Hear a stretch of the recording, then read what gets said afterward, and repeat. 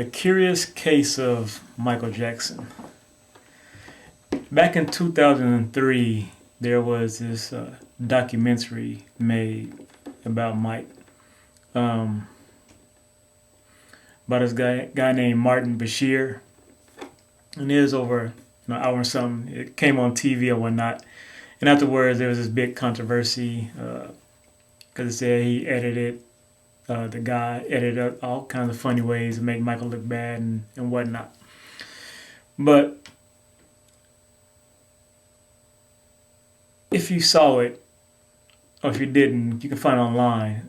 But during the beginning of it, Mike said a couple of things that was very interesting, and it got me to thinking. Now, you know, with the passing of Michael, it's you got the good and the bad. People saying he deserved to die, he was a child molester, and then people just want to remember, him for being a superstar, and there's this mix in between, and the extremes on each end or whatnot. But as always, it's important, no matter who you're dealing with, what they may have done, what they may have been accused of doing, is having compassion for people and trying to understand the mindset of a person. People are just who they are, and you just never know who someone is, no matter what it is they do. You never know who they are, why they did things they did, their actions, whatnot. But anyway, the two things he said that he can remember as an 8-year-old that people said that he was a 42-year-old man in an 8-year-old's body. And then soon after that, he was recalling how, I believe he was in the studio, but there was a park across the street. From wherever he was at, there's a park across the street. And he would cry because he wanted so badly to go outside and play, but he wasn't allowed to.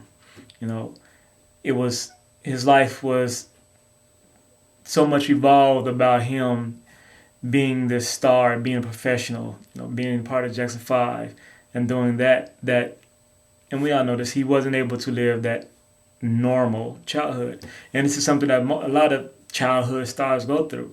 They get caught up in work and they aren't allowed to live a normal childhood, a childhood that involves playing, going out to the parks, being a part of sports teams, doing things of that nature. So we have those statements he said about when he was a kid. Then we move forward and we'll use 42 as a number. When he was 42 years old, at this point, people were saying that he was acting like an 8-year-old in a 42-year-old's body. At this point, he had created his own park in his front yard, this amusement park. At this point, he was concerned about being around children, being around little boys, playing with boys, sleeping over the boys. The things that he wasn't able to do as a child, he did as an adult. He was an adult as a child and a child as an adult. He did childish things. Some people call weird things. But his actions were those as of a child. Even the issue of sleeping with boys. And when I say sleeping with boys, I mean just the act, the definition of sleeping. Sleeping in a bed. Not this sexual sense, not the perverted sense. And you can judge him all you want, but ultimately it was never proven that he molested anyone. You can be suspect of him if you want, but it's never proven that he molested anyone. It was never proven as truth in fact that he molested anyone. So, all the hate that's being spewed out and whatnot, and that would have happened no matter what, because you always have the haters. You always have people who want to put down other people for whatever reason. just because of their color, because of whatever, jealousy, hating because they have money, because they're famous, whatever. It's just done. So no matter what, somebody's always trying to bring someone down. Um,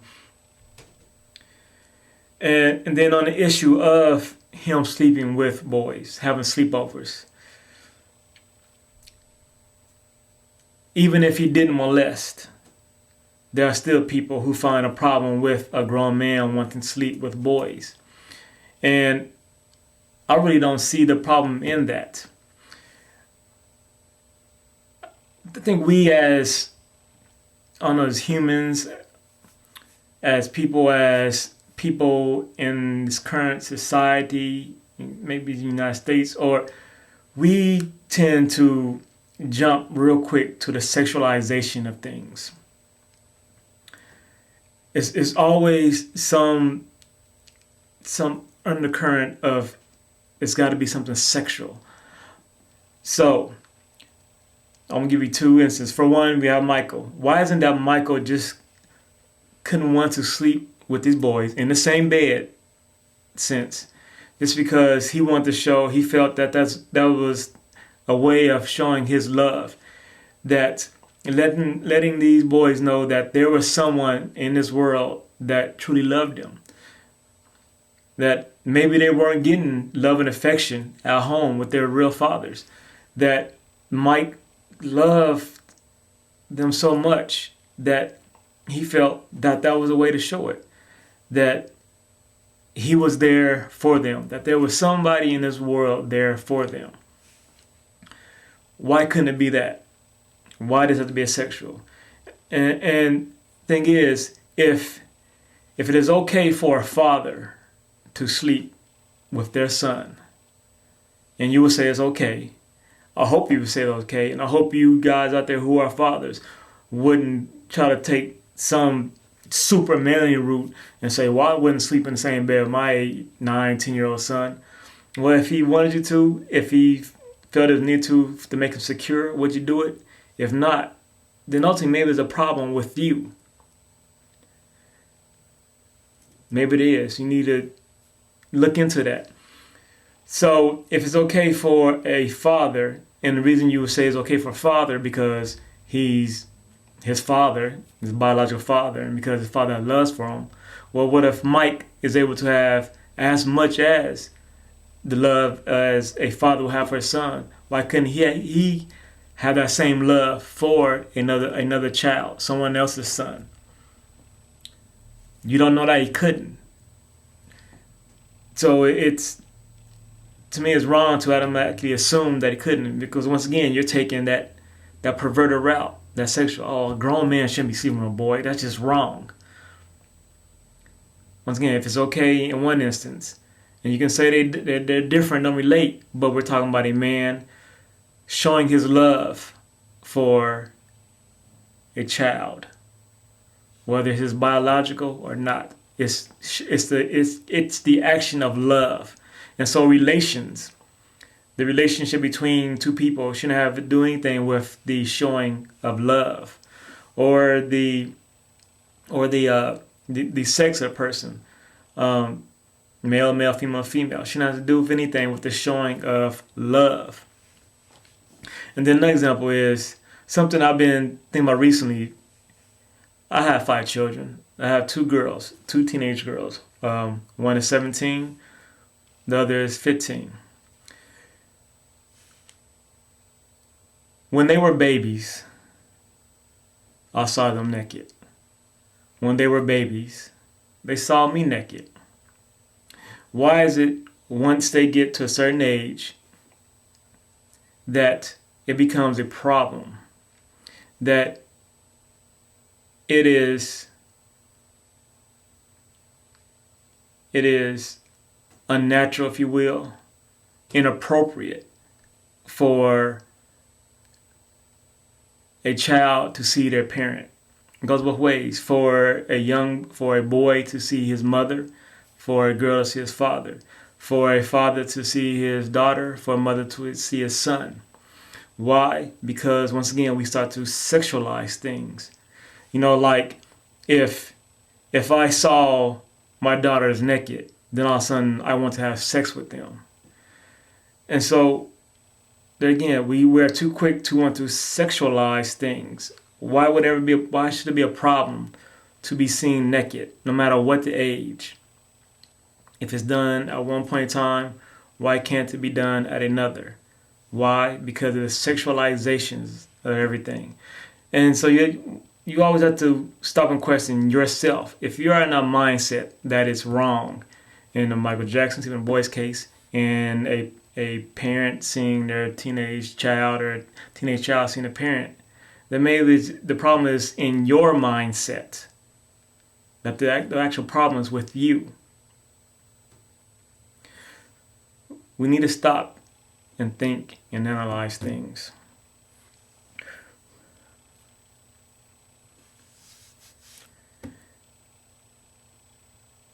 And stop letting other people determine our actions, our thoughts, and what is appropriate and inappropriate. Stop and come to our own conclusions. And I'm sure some of that has to do, religion jumps in there, and you get the Bible and Adam and Eve, and once they had the fruit, they realized they was naked and they covered themselves, which, all right, let me cover real quick. Why would they become embarrassed? Our son says naked. There was no one else to see them. Well, God see them, but God made them. Once again, it's their Father seeing them. Their mates. It just, of course, in my opinion, it makes no sense for them to become embarrassed. All of a sudden, oh, I'm naked. The realization that I'm naked. What is a realization that I'm naked? Why would a realization that once again, they will automatically assume that there is a state that exists outside of being naked, a state of being clothed. But that was something that wasn't done before. So why would they think that it was wrong for them to be unclothed? They were the first. So why do you think it was once again necessary to be clothed? All the other animals around them were naked. I mean, actually, all animals around us, we are born naked. We are naked. Every animal is naked. You can see the testicles of the male animals. You can see their penis when they come aroused. You can see the breasts of female animals. We are born naked. We have fur. We have some coverings. That is our natural coverings. But why a necessity for clothes? The only true necessity for clothes is because of protection from the elements. Now in Africa, and of course, for Africa the longest, and even still now, the people will go around naked or clothed, or in climates that allow that because it's warm climate. There's no need for covering for protection from the elements. So it's natural. And of course, you have those race people who always want to point to people from Africa as being savages because they're naked. Well, it only makes sense that we're naked because there was no need to be clothed because they didn't have to protect themselves from the elements.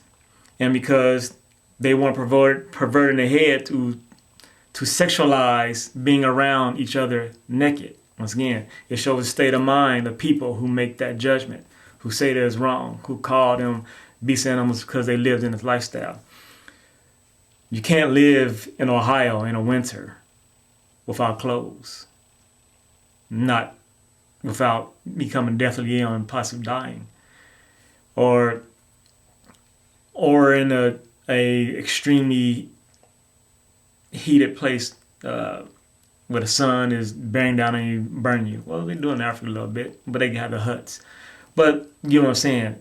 Only true reason for clothes is protection from elements. Otherwise, we should just be able to go naked, unless you want to sexualize it, unless you want to be perverted, because it's our natural state. It's our true state. What is there to hide? Oh, it's gone 15 minutes. That went fast. God bless everyone. Peace and love.